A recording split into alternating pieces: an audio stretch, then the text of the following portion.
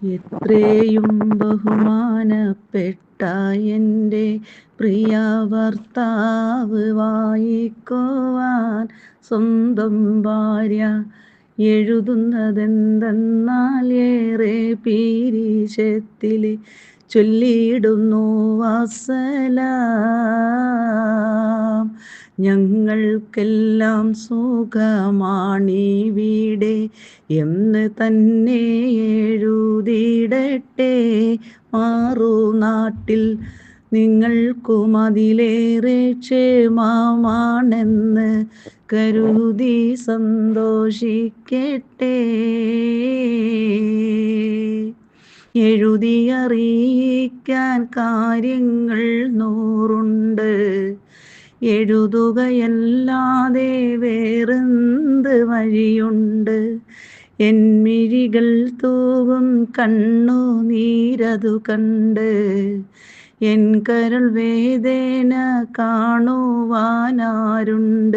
എങ്ങനെ ഞാൻ പറയും? എല്ലാം ഓർത്ത് എന്നെന്നും ഞാൻ കരയും. ഈ കത്തിന് ഉടനടി ഒരു മറുപടി തന്ന് സങ്കടം തീർത്തിടണേ. ഇടയ്ക്കിടെ എന്നെയും ഓർത്തിടണേ. മധുവിധു നാളുകൾ മനസ്സിൽ കളിക്കുന്നു, മദനക്കിനാവുകൾ മാറോടണയ്ക്കുന്നു.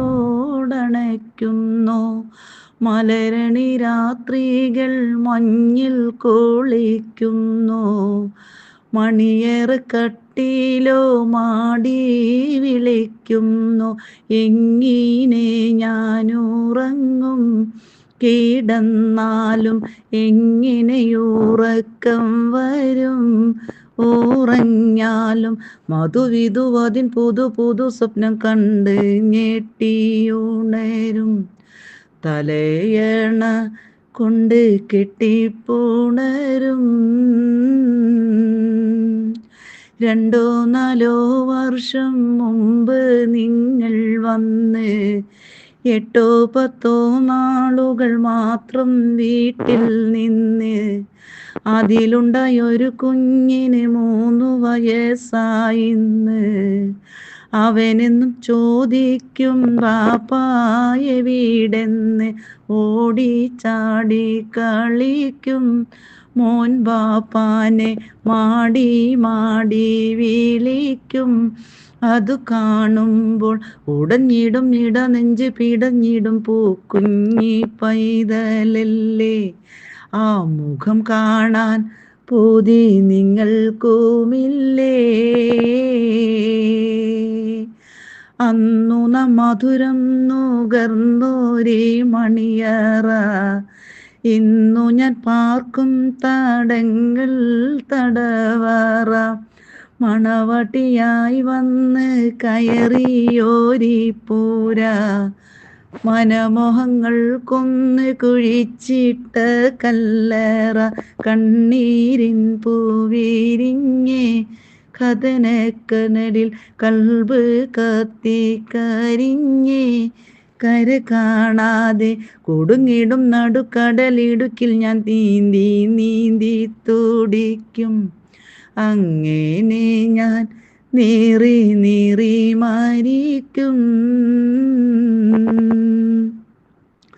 മധുരം നിറച്ചോരൻ മാംസപ്പൂവൻ പഴം മറ്റാർക്കും തിന്നാൻ കൊടുക്കൂലൊരിക്കലും. മരിക്കോളം ഈ നീതി കാക്കും ഞാനെങ്കിലും. മലക്കല്ല ഞാൻ പെണ്ണെന്നോർക്കേണം നിങ്ങളും. യൗവനത്തേൻ വഴിഞ്ഞേ 17 പൂവന പൂകൊഴിഞ്ഞേ. താരുണ്യത്തിൽ കടഞ്ഞെടുത്തൊരു പൊൻകുടമൊടുവിൽ ഞാൻ കാഴ്ചപ്പണ്ടം മാത്രമായി ഒഴിഞ്ഞിട്ട നേർച്ചക്കോഴി പോലെയാ.